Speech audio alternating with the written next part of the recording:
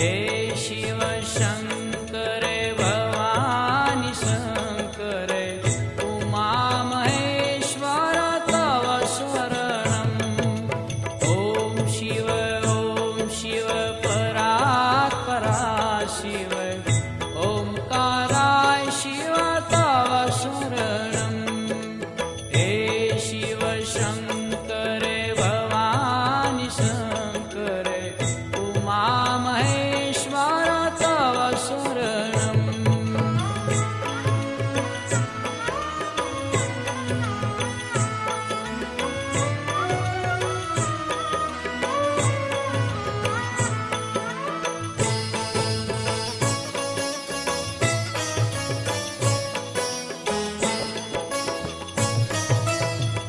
दशभुजमान्दन पञ्चवदन Shiv Trinayan Shobhit Shiv सुखदम्।